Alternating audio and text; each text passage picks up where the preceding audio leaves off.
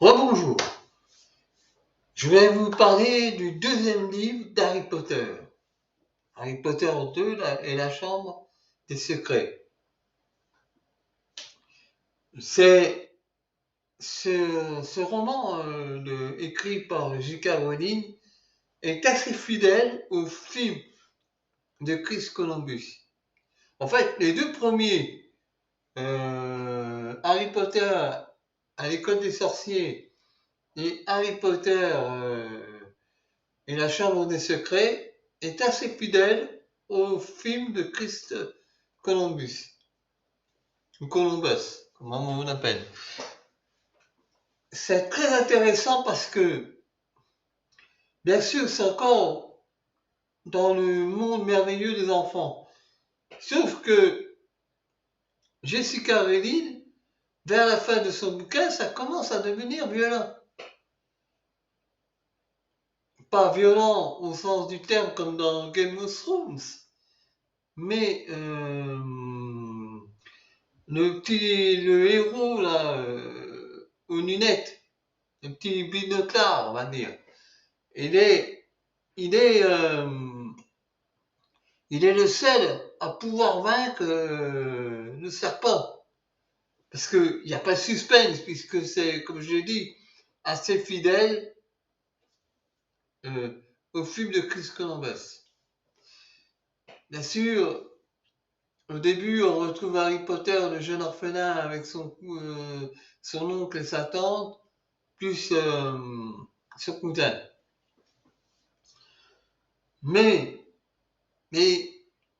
ce passage-là ne dure pas longtemps puisque à un moment donné, il va être accueilli par la famille Weasley, dont Ron est son meilleur ami, évidemment. Et puis, il y a Hermione aussi qui va les rejoindre plus tard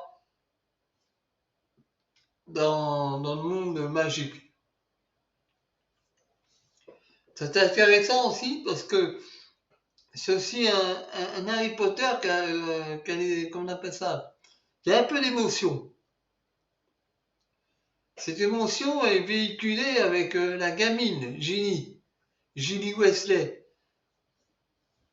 On sent tout de suite dès le départ qu'il va y avoir un alchimie entre les deux. Ginny et puis Harry Potter, ça c'est sûr. Et c'est intéressant aussi de savoir qu'il y a aussi des contraires. Ron s'inquiète pour Hermione, comme Hermione s'inquiétera pour Ron plus tard, mais on ne sait pas pourquoi. On a une petite idée quand même. Parce que si on a vu les films, le 7e film, qui était en 2 parties, on sait comment ça se termine à la fin.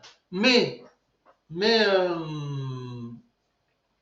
c'est très intéressant de voir l'évolution de ce gamin à l'école de Poudlard. Le seul problème qu'il y a, c'est que ça ne change pas. On est toujours dans le même lieu. Mais comment ça s'appelle, l'événement, le déroulement de l'histoire se développe, même si c'est dans le même lieu.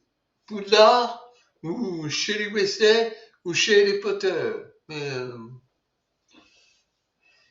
Mais c'est là que c'est vraiment intéressant. Puis alors, il y a évidemment, comme dans les Harry Potter, toujours un personnage de plus par rapport aux autres romans.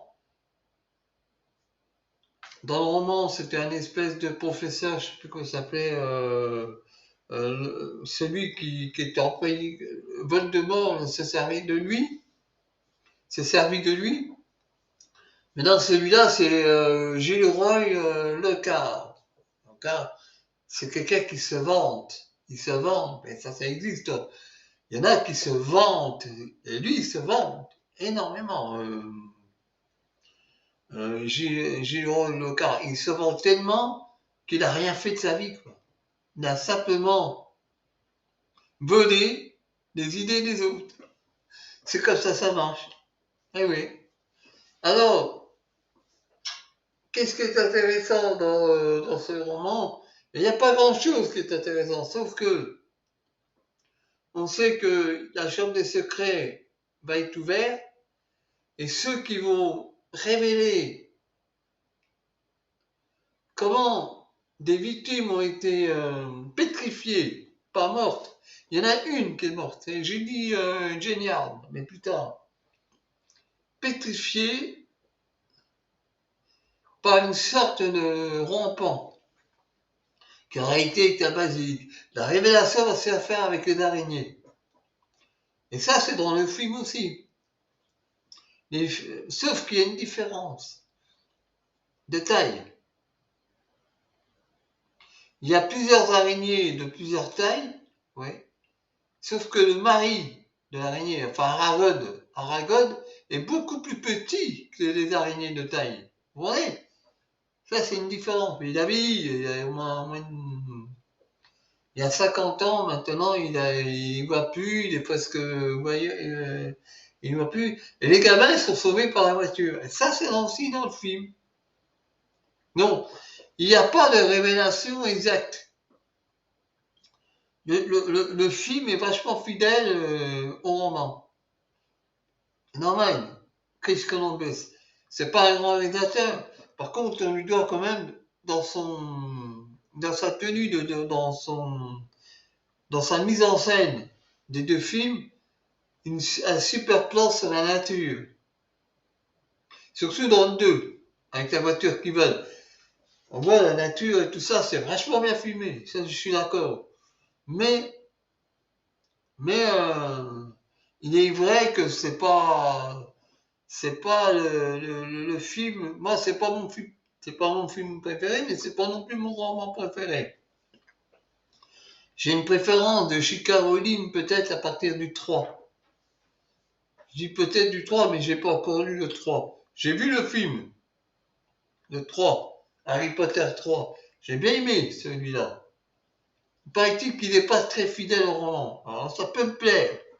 Parce que ce que je cherche, par rapport à un film, à un roman, c'est que je m'en fous que le film ne soit pas fidèle au roman. Du moment qu'il garde l'esprit du film, c'est comme dans les romans, c'est le petit magicien, Harry Potter, et ses deux amis, Ron et puis Hermione, puis plus tard, les cousins de Ron, et puis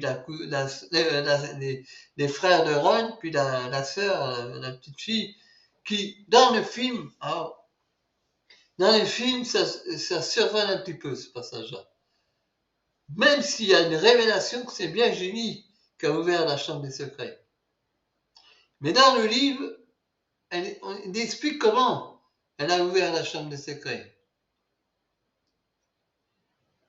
Et c'est aussi dans le film également. Mais dans le livre, il y a des détails.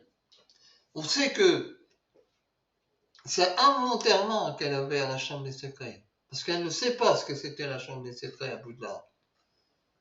C'est quand elle a commencé quand elle a fait ses valises, quand elle a déballé ses valises, elle a trouvé un carnet intime.